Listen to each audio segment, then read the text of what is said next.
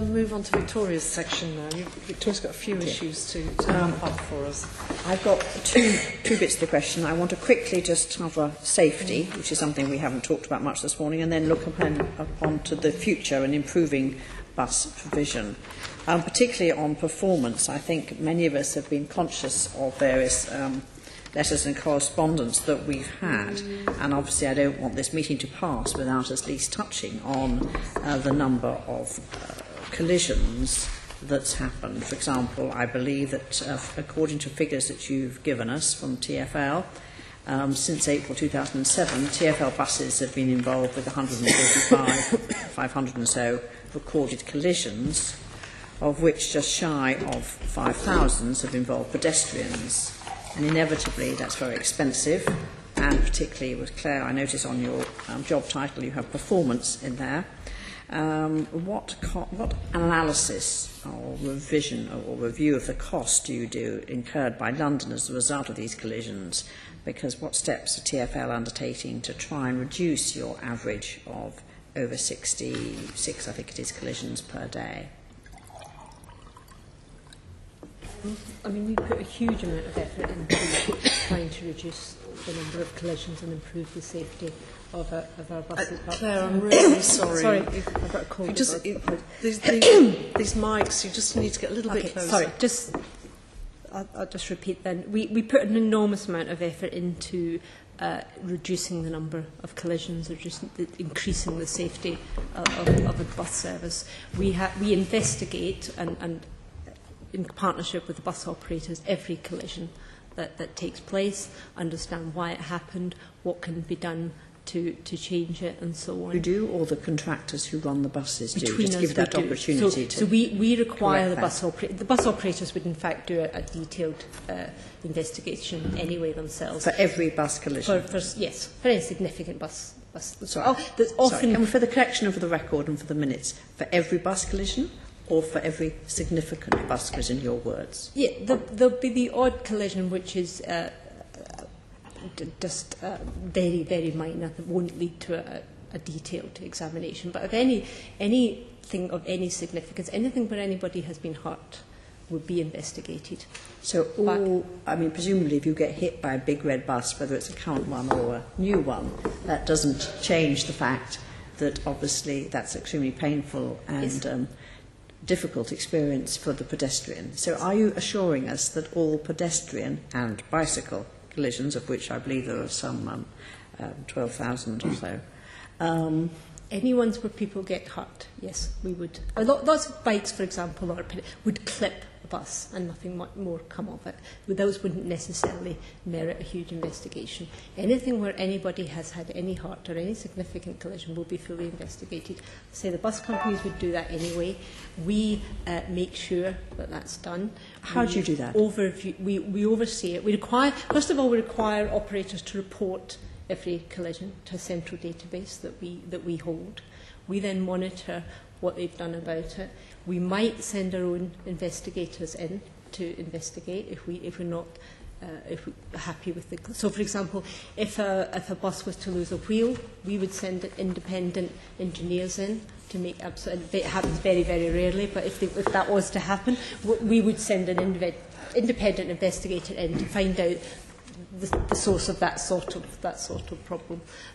Otherwise, the bus operators are required to investigate fully. We will make sure they do it. We'll make sure they do it in a timely manner. If any of those things aren't happening, we will go in and talk to them, make sure it's done, and make sure that the lessons learned are implemented. So what would success or failure look like? Success is obviously a significant reduction in the number of collisions. Do you have a target? And in the severity.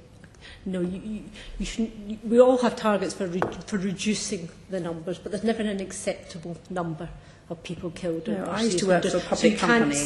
You should not set targets. The target is to reduce that number very significantly. I used to work for a public company, and we used to have a target of 0. Yes, exactly. That is the target. There can be no target. I think it would be more reassuring to those watching that we felt that TfL also had that, rather than just a view about reduction. I think the public would be much more reassured if they felt that TfL also shared that. Of course, we aspire for zero. Of course we do, and no reasonable organisation wouldn't. We're absolutely not complacent about the collision records and the people who are injured and so on.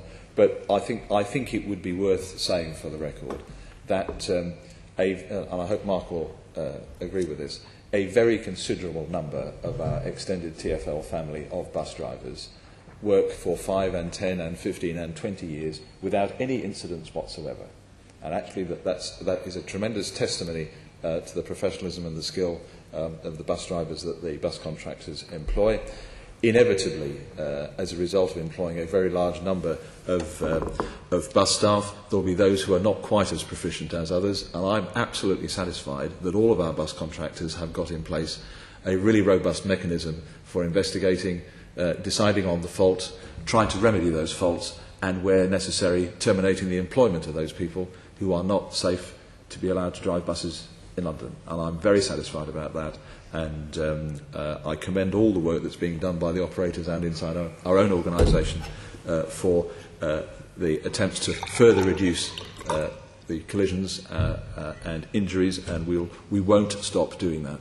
Great. Well, obviously, I was obviously earlier on we talked about the to us as well. So if I may, I'll move on from the safety on to the last few. I think. Yeah. As I said, let's move on to the section we want to do here.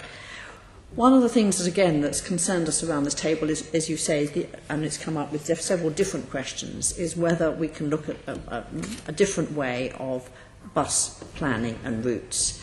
We've talked about flexible ticketing, we've talked about 1 hour ticketing, we've talked about 2 hour ticketing, half a day ticketing, changing the caps on the end of how much you'd be charged in a day. And I think one of the things we're trying to look around this table is I think we all appreciate the bus use is changing.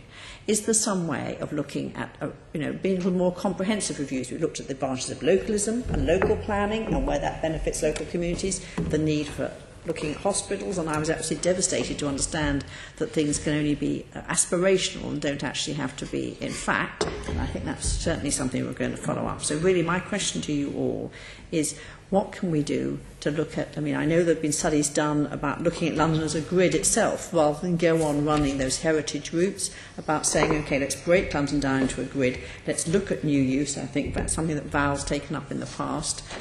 What can we do to really be a bit more impressive about the future provision of bus planning, and how can we actually be a bit more flexible about this? I think we would say that we are what we are doing with the bus network is building on success. It is a very popular service, 6.5 million passengers a day and growing. What was done in Sheffield, perhaps Greg would agree, was in order to kickstart something that was in decline and put it back on the road to recovery. The London bus network is extraordinarily successful, demand is growing, and what we are doing is continuously monitoring the demand on that network and making adjustments where necessary. It doesn't require a kickstart, and it doesn't require a revolution. What it requires is evolution, and we should be making those changes as quickly as we possibly can to cope with changing demand. The public does not like widespread changes to its bus network, and in the days when we carried out very serious reviews of the network and made overnight changes across a range of routes in an area, the public universally hated it, and it caused demand to fall away. What we've discovered over time is that making adjustments to the network to cope with changes on a progressive basis is more easily understood by the public, and they like it better. The public likes simplicity, and the public likes stability. It doesn't like its network changing too often, and it doesn't like a wholesale change in its area. So whilst we're very, very pleased to be as flexible as possible, I'm sure the right way to proceed is one of continuous evolution, and not one where we tear the whole thing up and start again, because in any such arrangement like that, there are as many disbenefits as there are benefits, and overall the public doesn't like it. I don't think anyone's suggesting that we should tear it all up and change it overnight, but what we are looking for is an absolute commitment from yourselves to look at alternatives about some of the underused routes, about putting buses into areas where we haven't got enough routes. We've talked about that this morning. And could you talk a little bit about, now you keep on advocating, or your waive and pay and other technology, which does of course give you that flexibility to do any of these flexible ticketing arrangements. which you haven't really touched on as a vision.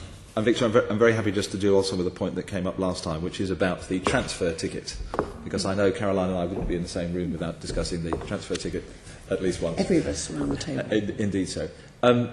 Just to reiterate, there isn't a demand for the 1 hour transfer ticket, which is principally for people who are making who are making a journey that requires 2 buses, because frankly that's for the benefit mostly of people who pay cash, who are in the absolute minority. The majority of passengers are paying using Oyster or pay as you go, and if you're making two bus journeys on your outward, chances are you're making 2 bus journeys on your return, and you've already hit, after the 3rd journey, the cap on the daily bus ticket price on Oyster.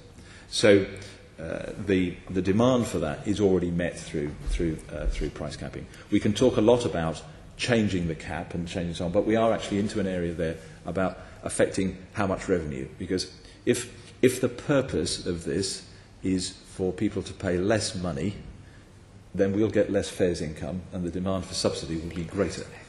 So therefore, what we need to do is to maintain at least our existing fares income and to provide some sort of facility that made things cheaper for some people would cause us to have to increase the prices to compensate for other people. Like I often say, there would be disbenefits in order to pay for the benefits that were being provided.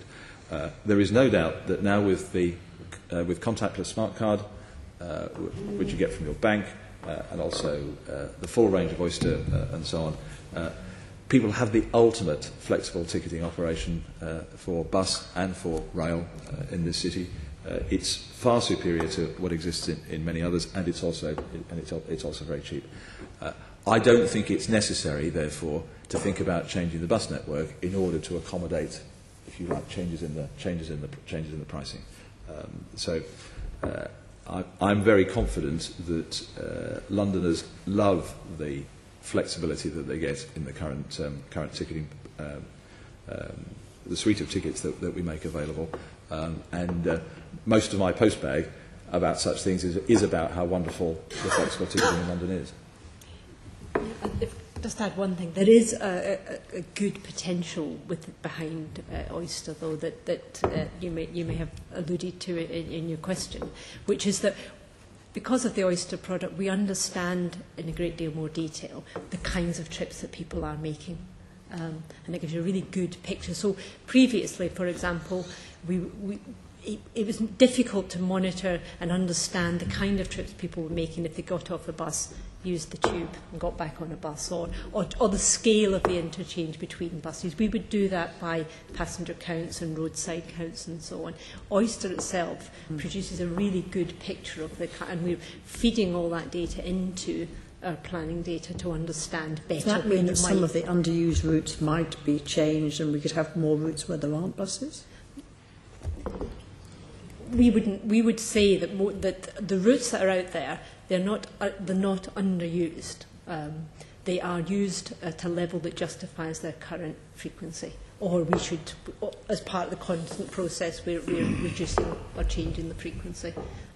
So it's a kind of constant iteration as to whether it's still the appropriate frequency. There are not huge numbers of routes out there that anybody would recognise as underused. And the test of that would be to go to any borough and say, we think route X is underused, we're going to reduce it substantially. You would get quite a response to that. Absolutely, but I was looking for more flexibility. I mean, we're running out of time now, but what I was looking for was more flexibility, perhaps looking at shorter routes, routes where people could change, so that you didn't have to run. If you have to run a route that takes a very long time, so it's going away from Harrow to Greenwich, inevitably you have less flexibility than a route that you can constantly run without. I mean, I think around this table we think there is still more that could be done with using the ticketing, using the information you have in order to drive through a slightly speedier change, I'm not saying overnight, in bringing more buses to more people. Okay, and I think we would say, of course, We have been progressively shortening routes generally for years. There was nothing from Harrow to Greenwich. There's almost nothing from one side of the centre of London to the other. We've been shortening the routes because they're more reliable to run that way. It's easier to do with all the things we need to do. Short routes are what we do. However, just in this, even the discussions about short routes mean